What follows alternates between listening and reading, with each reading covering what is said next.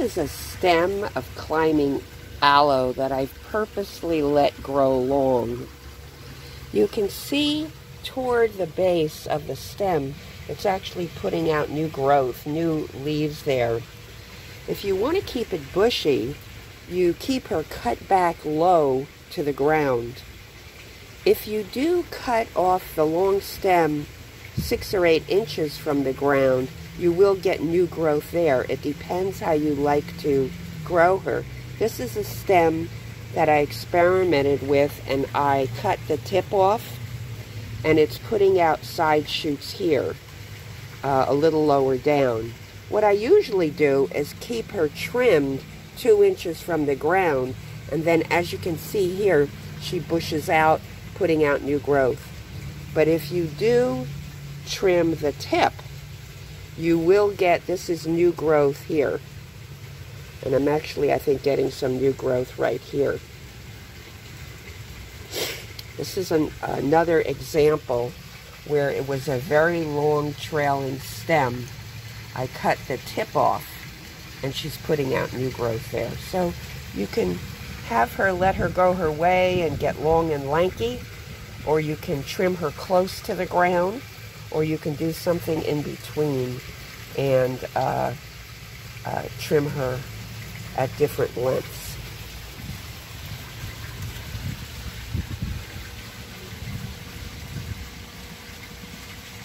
This is climbing aloe, and what I did is I trimmed off, you can see the trimmed cut areas here.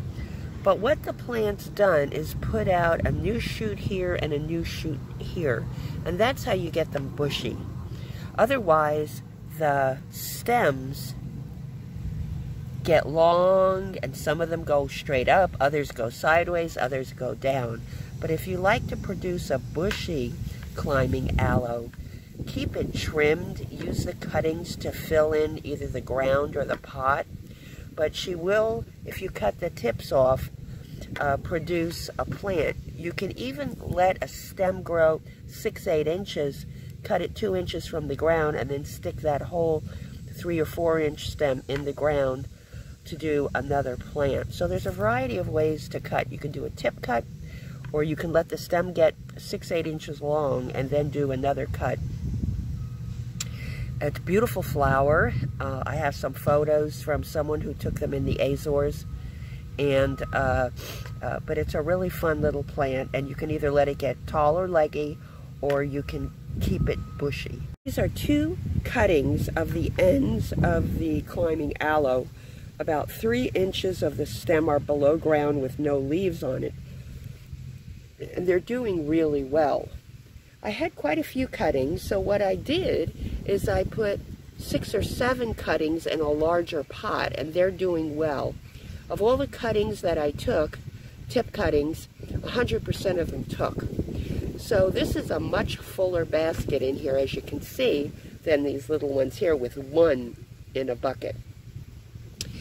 And if I put this in the ground just like this, it'll get bushy. And if I keep trimming her back, she'll stay bushy, put out new growth toward the ground, and she'll stay a nice bush. If I leave her alone, I'll get that very long, leggy look. So and you can do a mixed look, but the choice is yours.